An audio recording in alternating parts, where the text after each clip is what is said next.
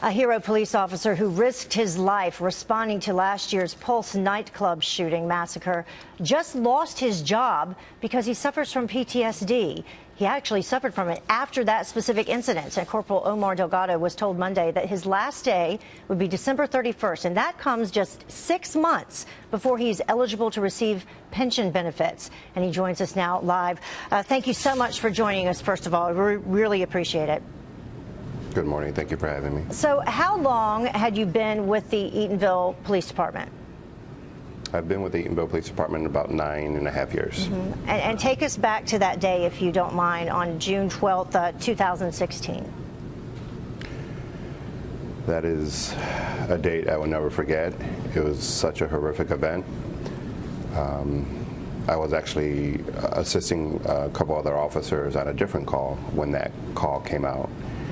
And I responded. I said, you know what, I'll go. I didn't know exactly where I was heading. I had to look it up on GPS. And I said, don't worry, I'll probably be back. I was telling my sergeant by the time I get back, because they usually cancel us by the time I get on the interstate. Yeah. Because by that time, they have a lot of other officers there. But that night was a little different. I arrived on scene. And it was just total chaos, hearing gunshots from outside, seeing people running out, crying, chaos, total chaos. And I understand when you got there and you got inside the nightclub, the suspect had already cornered himself in the bathroom.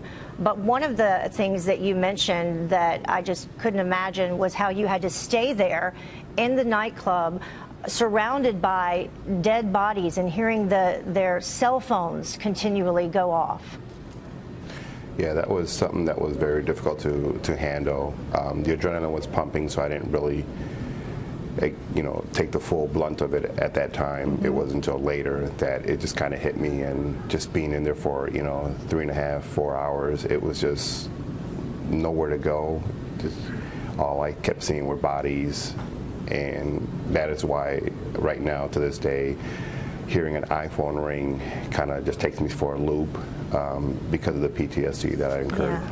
Well, you're definitely referred to as a hero by a whole lot of people, specifically one, Angel Colin. He's been shot several times, and you're credited with saving his life.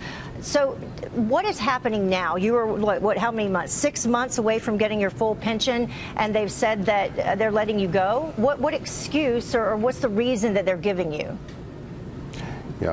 I was actually told on Monday that because of a fit for duty evaluation that was conducted on me, they saw fit that I wasn't able to continue doing police work, and that they did not have a civil position for me, and that they would have to let me go, so they would end my employment on December 31st. So they're saying that you're not able to do your job because, or as a result of the PTSD that you received from doing your job with them. That doesn't seem like that is legal. Yeah, that's the issue we're having right now, and my attorney is obviously looking into it, and we'll see where that goes. Yeah, I heard your chief, or your former chief, talking about it, and he said, this is really hard for the entire department because obviously they want to be there for you, and I'm sure everyone across the country wants to be there for you as well. Omar, thank you so much for joining us. We really appreciate it.